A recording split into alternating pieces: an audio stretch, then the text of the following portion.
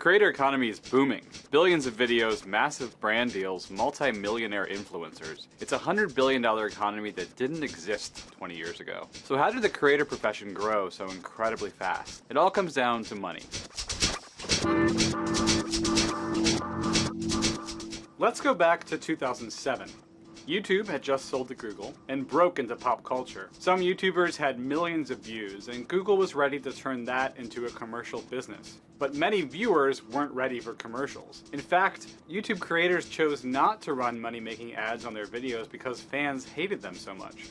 At that time of YouTube, there was no such thing as an ad revenue split. There weren't such things as ads on YouTube. It was a totally ad-free website. And they basically explained, what would happen. There'd be like a rev split. There was no such thing as like a pre-roll or a mid-roll or a post-roll. It was just a little pop-up at the bottom. And at that time, we were a little bit worried that our fan base would call us sellouts for having an ad pop up on the bottom of the video. And they did. I still had my part-time job at Chuck E. Cheese, and I was going to community college and living in my parents' house. We were getting some crazy views on videos, but at that time it was just like, okay, this is cool and there's something here, but there's no money here yet. But years later, after some trial and error, YouTube's online economy picked up pace. The company set its business model apart from traditional TV by leaning on the commercial appeal of its stars. Millions of channels started making money. Last year, YouTube made more than $28 billion in advertising and had 2 million creators in its ads program. But unlike in 2007, YouTube has some serious competitors.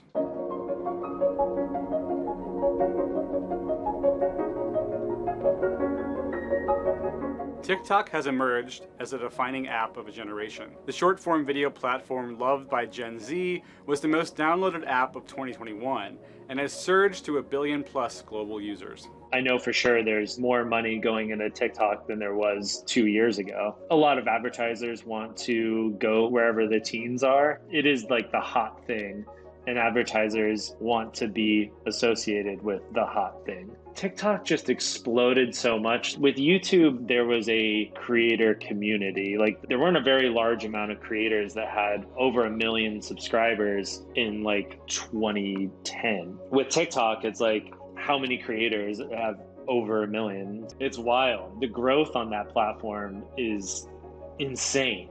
It's the first platform since YouTube to pay creators in a meaningful way, but TikTok's approach isn't without critics. TikTok is a whole different game, and because it's so new on the scene, it's a little bit harder to figure out. I've been on TikTok for 2 years now, and I actually haven't had the opportunity to monetize on TikTok as a creator, even though I'm one of the bigger creators on TikTok. They choose the people that they want to add onto that program, and they monetize that way. But there is a big pool of money that they have where they can give that to each creator. So whether you create a certain amount of content or not, that amount that you're able to receive from TikTok is fixed. You aren't able to continue to create more content and earn more and more and more. I've kind of been treading lightly and using it more as a platform to grow my audience and even redirect my audience to my other platforms or my products, because the platforms, they could